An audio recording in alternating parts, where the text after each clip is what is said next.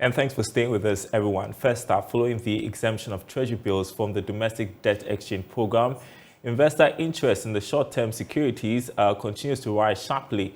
This is coming after government recorded about 73% oversubscription of T-bills. Charles Nixon has more. The government obtained a total of 3.15 billion cedis from the treasury bills auction that took place on Friday, December 9th. Though a chunk of the transaction came from the 91-day T-bill, the 182-day bill also recorded some significant sale. This clearly shows that investor interest in the short-term securities is growing, but at the expense of government bonds, which has been affected by the domestic debt restructuring. Liquidity in that regard has witnessed immense improvement for the third week running. The bids tendered for the 91-day T-bills were estimated at 2.19 billion cedis.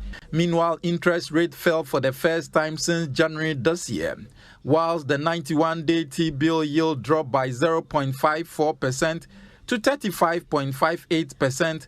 That of the 182-day bill also fell to 36.5% from 37.2% recorded a week ago. Well, head of trading at Republic Securities, Patrick Edem Agama, joins us now with more on this. A really impressive Friday it was for T-bills auction. 73% oversubscription of T-bills. Give us a rundown, Patrick. Yes, Darrell, good afternoon.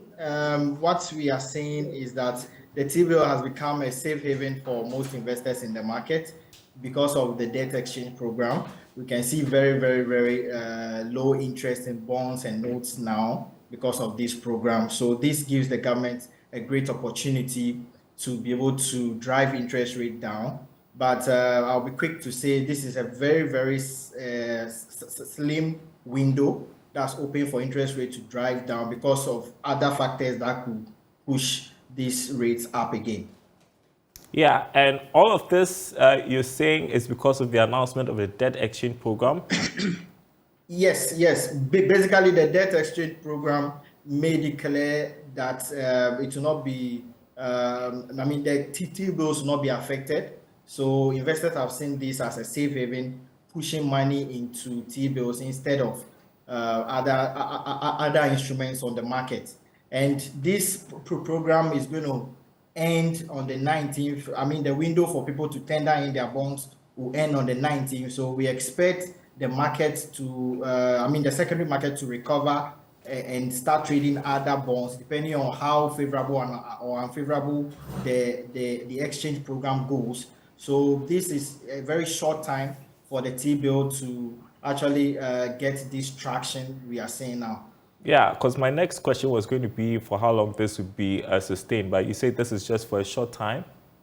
Yes. We can see now that the interest is mounting.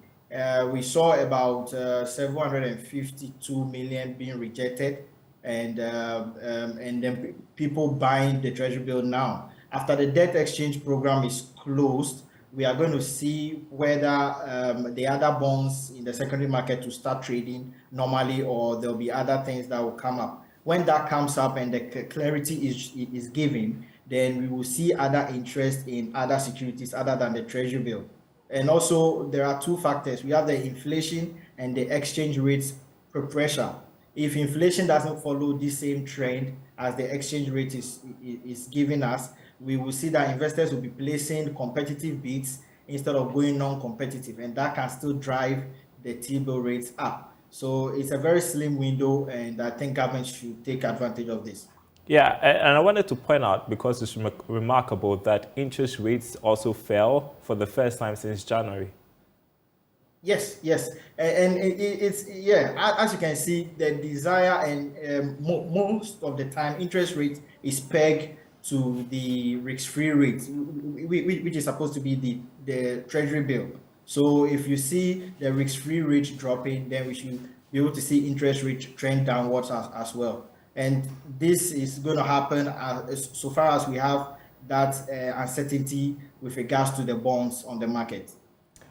What advice do you have for people who have monies and looking to invest in T-bills?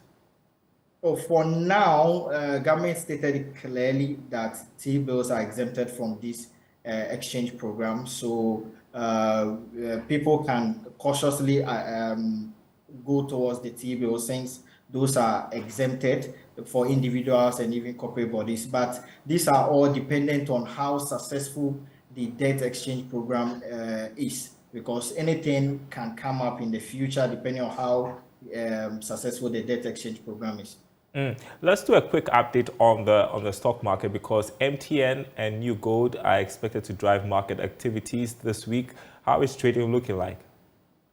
Well, for now, market is still highly offered on almost all the securities except MTN and Total. They are seeing some tractions. So we expect the demand for MTN and Total to still be on the rise for at least this week and the week to come, until some results start coming in for the fourth quarter or the full year results coming in next year, before we'll be able to see other stocks pick up as well.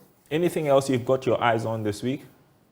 Well, we're looking at still the money market. The government is targeting 1.98 billion this week. We already see excess liquidity on the market, so we expect that to be highly oversubscribed as well for this week. Thank you so much, Patrick Edemagama there, head of trading at Republic Securities. I appreciate the insight. So back.